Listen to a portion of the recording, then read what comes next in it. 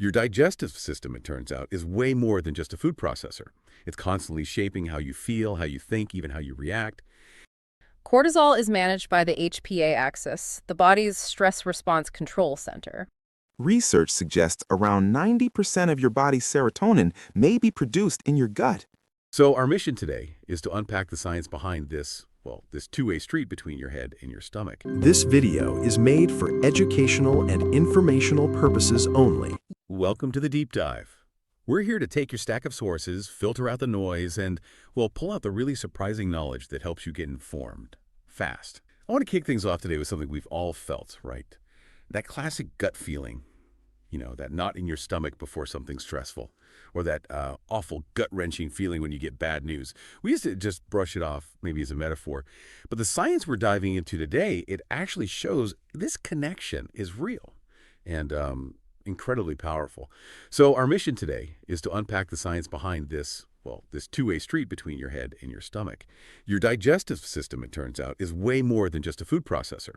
It's constantly shaping how you feel, how you think, even how you react.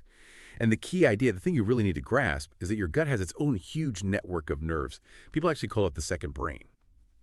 Understanding how these two brains talk to each other, that's really the key to transforming, everything. Your mental health, your overall well-being. That's spot on. And scientists actually have a name for this relationship. It's called the gut-brain axis.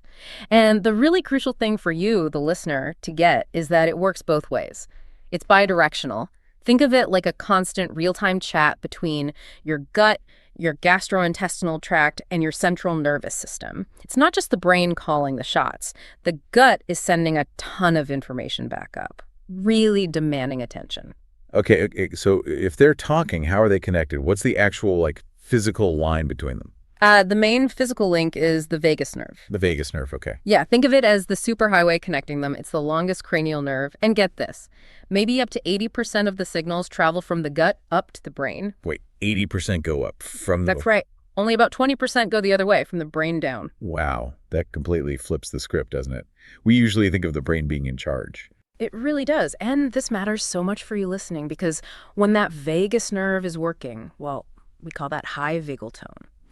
It helps you stay calm, think clearly, manage emotions.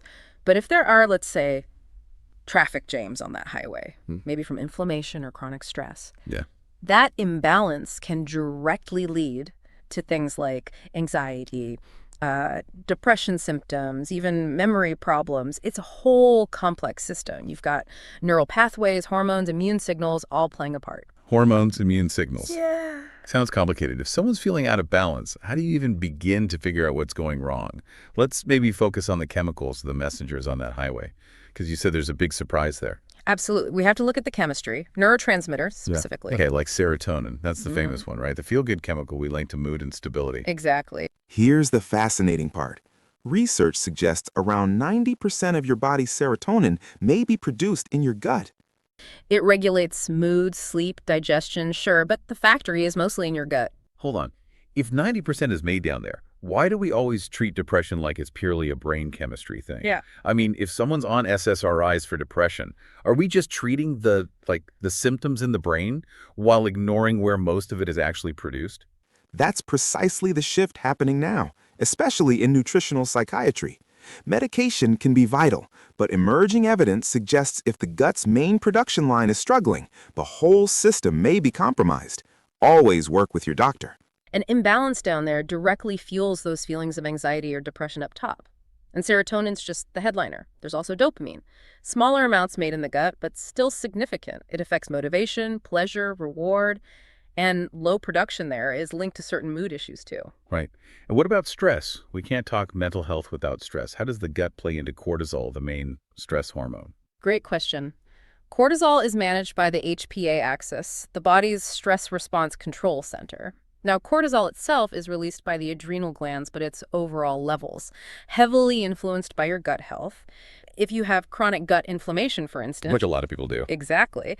That inflammation sends distress signals screaming up the vagus nerve. That puts the HPA axis on high alert, pumping out more cortisol.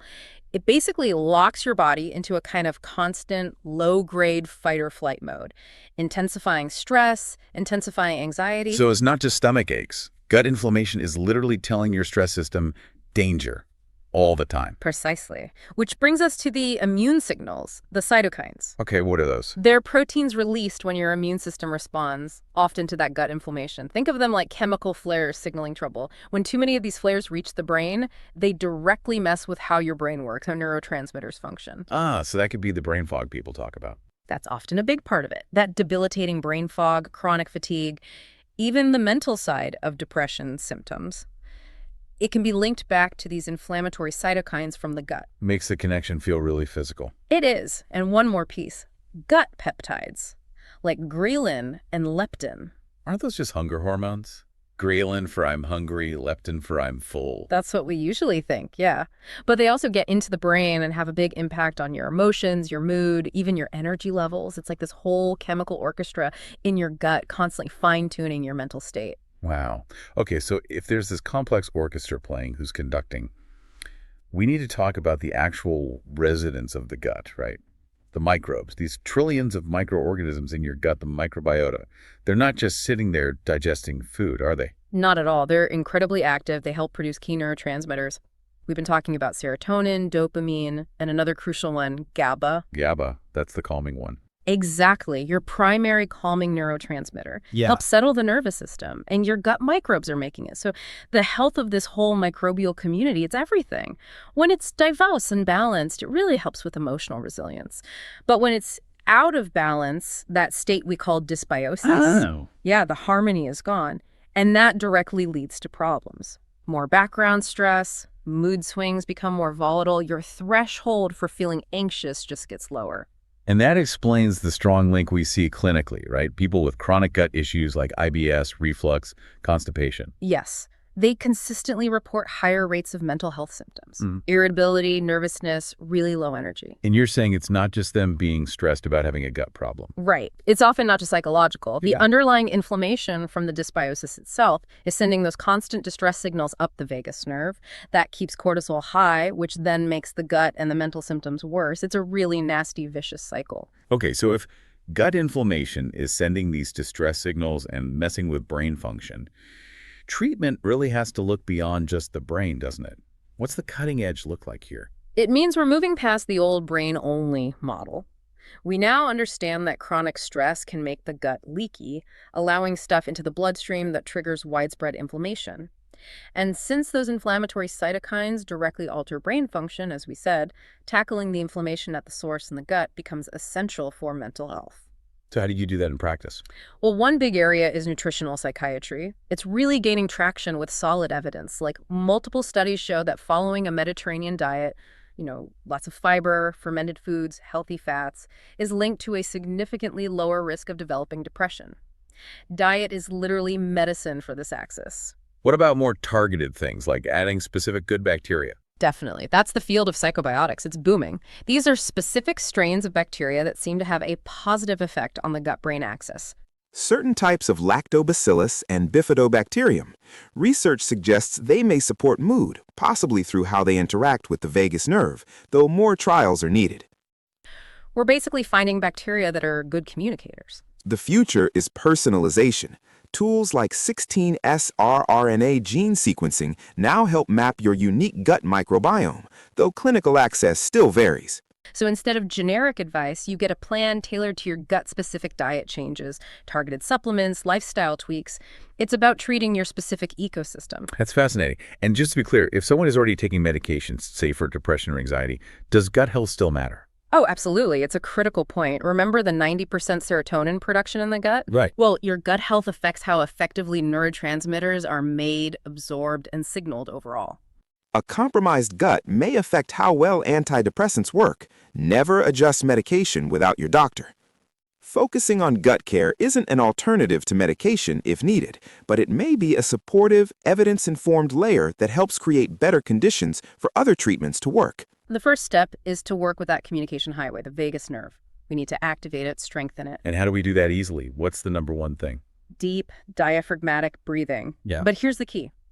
Make your exhale longer than your inhale. Longer exhale. Why? That specific pattern, long exhale, sends a powerful signal of safety and calm directly up the vagus nerve. It tells your nervous system to chill out, immediately lowering stress hormones like cortisol. Try something like a 4-7-8 count. Breathe in for 4, hold gently for 7, breathe out slowly for 8. Just a few rounds can make a difference. Okay, longer exhales. Got it. What else works for the vagus nerve? Meditation is great for calming the whole system and improving vagal tone over time. And here's a nice one. Real social connection. Good, positive interactions with people you care about. Studies show that actually stimulates the vagus nerve. Really? So laughing with a friend is good for your vagus nerve? Absolutely. It promotes feelings of safety, reduces depressive symptoms. It's physiological. Love that. Okay, moving to diet. What do we feed this system? You want to feed the good microbes. So fermented foods are key. Think good quality plain yogurt, kefir, kimchi, sauerkraut. They provide direct probiotic input. And crucially, fiber, lots of fiber. That's the prebiotic food for your good bacteria. So plenty of oats, legumes like beans and lentils, and a wide mix of vegetables. Fiber feeds the GABA producers. Exactly. It feeds the bacteria that make those calming neurotransmitters. And what about fighting that inflammation we talked about? Healthy fats are vital here, especially omega-3 fatty acids. You find them in fatty fish oil supplements, or plant sources like flax seeds and chia seeds. Omega-3s are famous for being anti-inflammatory. They help cool down those chemical flares. Okay. And any specific probiotic strains people should maybe look out for, besides the general categories? Research has highlighted some strains. Lactobacillus rhamnosus often comes up in studies for mood support, possibly through vagus nerve effects. Results are preliminary. Always best to talk to a knowledgeable practitioner, but knowing some names like lactobacillus and bifidobacterium can be helpful. Right. And finally, the lifestyle basics. Can't skip them. Consistent, moderate exercise, even just walking or yoga is great for gut diversity and mood. And sleep. Quality sleep is absolutely non-negotiable. Skimping on sleep throws your hormones and immune signals completely out of whack, disrupting the whole axis. Okay, so bringing it all together, the main takeaway seems really clear. Your gut and your brain are locked in this constant conversation. How you feel mentally, emotionally, it's being shaped, literally minute by minute. Taking care of your gut through the food you eat, managing stress with techniques like that long exhale breathing, maybe targeted probiotics, it may help lay the foundation for a healthier, more balanced mind. The science is increasingly pointing to a real connection. Research suggests good gut health may genuinely support mental well-being. You cannot fully separate them, but always consult a qualified professional. Here's the final thought for you to chew on. What's one small doable change you're going to make, maybe starting today, to improve the conversation between your two brains? Think about your diet, your stress, maybe activating that vagus nerve. What's your first step? We'll catch you on the next deep dive.